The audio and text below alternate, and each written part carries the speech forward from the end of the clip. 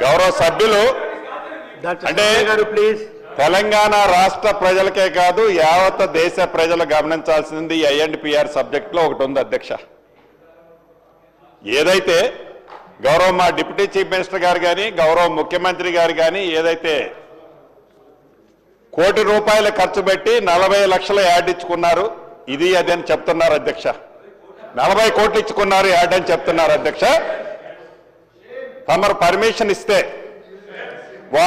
ఆనాడు వారు 10 సంవత్సరాలు పరిపాలించినప్పుడు ఐఎన్డిపిఆర్ లో ఏ రకంగా దాన్ని వారి సొంత ఆస్తిలాగా దాన్ని వాడుకున్నారో ప్రతి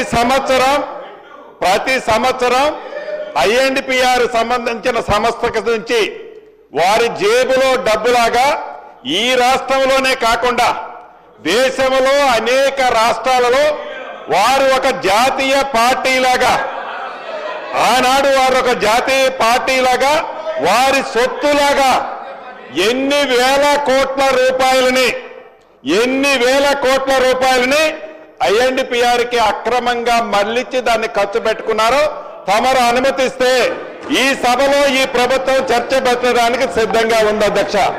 రెండవది వారు మళ్ళీ మాట్లాడుతున్నారు, ఇందాక చెప్పాను కదా పింక్ కలర్ అని. తప్పకుండా ఆ చర్చలో ఆ పింక్ కలర్ కు సంబంధించిన సంస్థలు ఉన్నాయి మీడియాల అధ్యక్ష.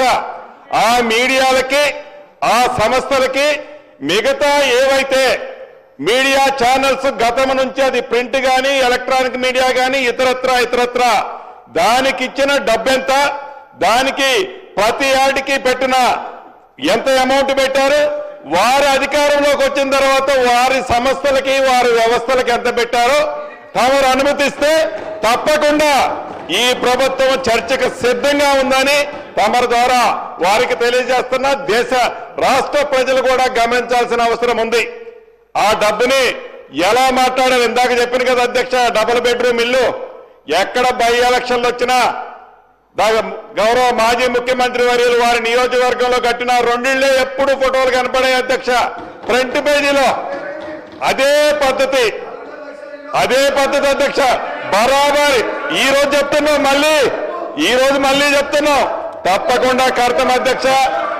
ఇది ఇందిరమ్మ ప్రభుత్వంలో ఏ ఒక్క వ్యక్తికి సంబంధించిన విషయం కాదు అని తమ ద్వారా గౌరవ సభ్యులకు తెలియజేస్తున్న అధ్యక్ష. దయచేసి